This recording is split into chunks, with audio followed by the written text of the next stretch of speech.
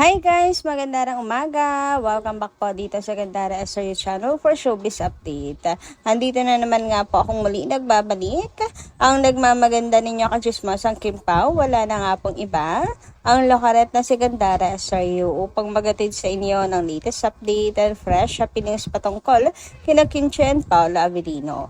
And para nga po sa araw na to, ang tatalakayin naman natin at pag-uusapan ay syempre ang prinsesa ni Paolo Avellino na si Kim Chiu. Grabe, ganito pala talaga alagaan ni Paolo si Kim. Pero bago po ang lahat, sa mga di pa nakaka-subscribe sa ating channel, pakiclick lang po tayo na ating subscribe button at notification bell na nariyan sa baba upang kayo po'y maging updated at ma-notify tuwing may bago tayong chika at balita hinggil sa Kim Pao.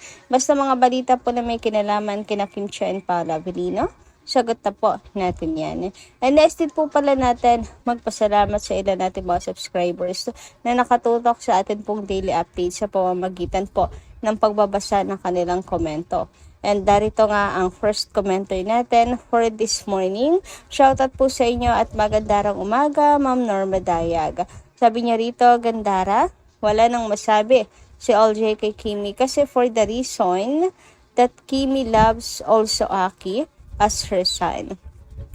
Swerte ni Aki sa stepmom niya kasi no bearings yung pagiging second mother ito Aki.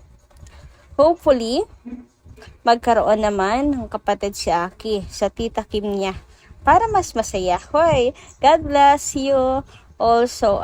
God bless you also with the vlog with the Chiu and Avellino's family. Nako, tama po kayo dyan, Ma'am Norma Dayag. I don't think na magkakaroon po ng problema si LJ kay Kim Chiu. Kasi kilala po si LJ as mabuting tao din, mga ka-Kim Pao. Mabait, artista, mga ka-Kim Pao. Kaya naman, hindi po magkakaroon ng problema. Kasi hindi naman niya sisilipin si Kim as much as si Pao at saka si Kim ay nagmamahalan, di ba mga ka-Kim Pao? Hindi na niya sisilipin. Ang importante sa kanya ay ang maging mabuti sa kanyang anak na si Aki. At si Kim naman po ay mabait at kilala rin naman siguro niya kahit papaano si Chinita Princess, mga ka-Kim Pao. And tiwala siya kay Kim na hindi niya pababayaan si Aki at hindi niya sasaktan, kumbaga mga ka-Kim Pao. Kasi mabuting tao si Kim. Hindi po talaga sila magkakaroon ng problema. Basta ang kay LJ lang, syempre, good take care of her son, mga ka-Kim Pao. And magiging panatag din naman siguro siya kung si Kim ngayon dahil kilala nga po si Kim as a kind-hearted person. Anyway, dumako naman po tayo dito sa mga balita na nasagap natin ngayong araw at unahin ang pag-usapan ang tungkol nga po dito sa mga taong nagsasabi kay Kim Chiu na hindi na kinakailangan ng love team para sumikat. Grabe, sabi nga dito, pet fib. Mga taong nagsasabi na Kim Chiu needs to do solo projects to show na di siya dependent sa love team. Hello? If you're a fan, dapat alam mo na she has those. Marami na. She has 21 movies total. 6 sa first love team, 6 sa second love team, and 8 with different / no LM. Plus, madaming TV shows. Correct, mga ka-Kim Pao. Ilang beses na rin po si Kim Chiu gumawa ng project with other leading man at walang leading man at mga TV shows, hindi lang po movie, teleseries. Sila kaya ni Coco, hindi naman sila love team. Diba?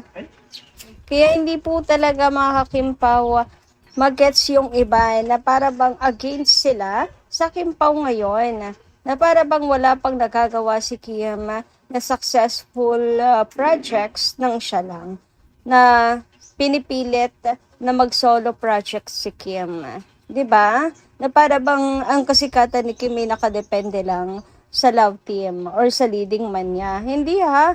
Kim alone is superstar. Marami na siyang nagawang projects na successful.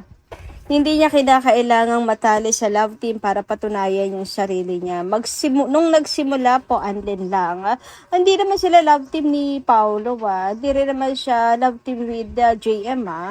Pero, ayan, pinili siya magkaroon ng solo project. Supposed to be solo project lang nila. Tapos, nag-boom siya, right?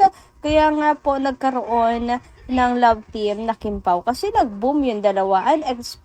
Unexpected.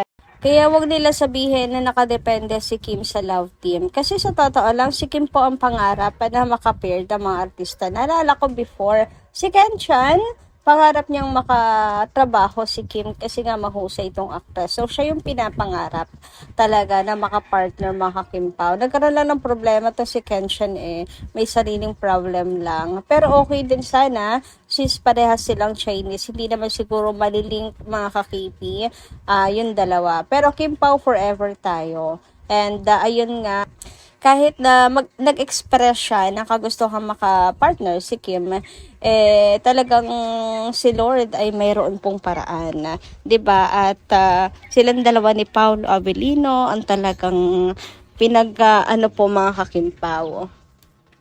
Dinala po ni Lord pa rin ang tadhana si Kim kay Paolo Avellino. Kahit marami pong nagpapantasya na makatrabaho or makapartner po si Kim, kay Paolo pa rin po siya dinala ng tadhana. Samantala, next topic naman tayo mga Kimpaw, at may kinalaman nga po ito hinggil po sa pagle-level up nila Kim and Paolo mga Kimpaw. Kasi nga kung dati super low-key. Low-key pa rin naman po sila ngayon, but gradually becoming more open na po sila in public mga Kimpaw. Sabi nga dito, it's so heartwarming to see them go from being low-key back then to gradually becoming more open in their small interactions now. It's like a very little crumb is enough to keep us alive for a few months. Haha. Happy birthday, Pao. Thank you for loving and taking care of our princess so well. Very true, di ba? Parang alam niyo yun, parang graduate na po sila sa installment ngayon mga kakimpaw, kasi napakalinaw na nga sa atin kung anong relationship meron silang dalawa after their world tour mga kakimpaw. After their revelation sa world tour nilang dalawa mga ka-KP. Wala na tayong kumbaga doubt sa relasyon nilang dalawa. So, crystal clear mga ka-KP ng relasyon nila. And alam niyo po ba na talagang mas nakikilala natin si Paolo Avellino at yung sweetness niya kay Kimi. Sobrang sweet pala talaga niya kay Kim, and the same time talagang inaalagaan niya ng husto si Chinita Princess. Kagaya na lamang nito, mga kakimpaw, nang papunta pa lang sila sa kanilang world tour, makikita mo na talaga dito na very princess treatment si Kimi. Tamang bantay ng luggage, tamang pa-cute, habang ang papi or si Paolo Avellino ay taga-pila doon ng ticket mga kakimpaw. Sobrang alaga, 'di ba? Ni Pao, and si Kim tamang pa-cute lang siya na may taga-pila Mapapasana all ka na lang haba ng hair. Sabi nga dito, di ba may taga-pila ang Kimi.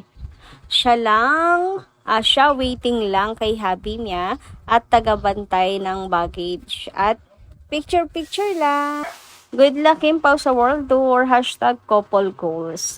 Talagang couple goals si Kim and Paolo. And it's every girl's dream mga kakimpaw na maging princess treatment. Ituring ng prinsesa, inaalagaan ng gusto, mine-maintain ng maayos mga kakimpaw, and syempre ang sarap and pangarap din ng lahat na magkaroon po ng chowang act of service, ang love language mga kakimpaw, kasi siguradong alagang-alaga ka. Tulad na lamang po ni Paolo Avellino na mukhang act of service ang kanya pong love language mga kakimpaw. Kasi may pagsundo, may paghatid, nagdadala ng pagkain, pumupunta sa showtime, ganyan. Tapos ayan, taga-pila, taga-bitbit ng mga gamit. Kaya naman sa katanungan sana or wish ni Kimi ay natupad ng talagang tunay, Kim. Kami nang nagsasabi natupad na talaga yung dasal niya na sana this time tama na ang desisyon niya. And yung sana niya na next time, siya naman yung mahalin ng tama. 'Di ba? Ang mga panalangin na yan ni Kim ay dininig na ni Lord sa pamamagitan ni Paulo Avellino. Anyway, dumako naman po tayo dito sa comment ni Ma'am Vivian Caraig. Sabi niya rito, gandarang umaga po. Thanks for the updates. I want Kim to be safe all the time. Okay lang na opinion mo yan. I respect you a lot. But please Kim, huwag kang magbigay ng opinion mo kasi ayan, atab na naman ang bashers. Hindi ka nila tipigilan. I know you really love our new generations. Basta Kim, huwag kang makialam sa kanila. I know you really paid your taxes. One of the top taxpayers. What I need is really want you be safe all the time. Just focus sa iyong new journey. Have a family someday. Pau wants you a peace of mind. Just take good care of yourself. Please ha, daming mga nagko-comment pero ikaw ang target nila. Sa bashers na yan, Miss Gandara, please don't read those messages kasi nakaka-stress na po. Focus lang only for Kim Pao. Good vibes only po. Ha? We want us to be healthy all the time. Peace everyone. So nagigets ko itong si Ma'am Vivian Caraig, kagustuhan niya lang po talaga na maging safe si Kimi. Kasi syempre, ayun, concerned sila, nag-aalala sila kay Kim, and much better para hindi niya yun maranasan ay wag na siyang makialam sa politika. Samantala, sabi naman dito ni Ma'am Adelaida Magin, yes, it's true. May hobby, silent type din. To that time, akyat ligaw, sabi ng dad ko, buti pa ang monkey. Kura-kura pa. Sabi ko, he is an introvert. What matters is if he is mabait at love me unconditionally. Thanks God, hindi ako nagkamali. And you gave me a very patient and loving, responsible partner. I pray the same for Kimi, for is a good person with a pure heart. Kim Pao, I perceive Pao is very patient also. 12 years of waiting and hoping yun, hatid sundo si Kim. So, yun lang po muna guys sa ating update. Maraming salamat po sa inyong pakikinigan. Kita-kits po muli sa mga susunod natin, chika. Maraming salamat at ingat po palagi.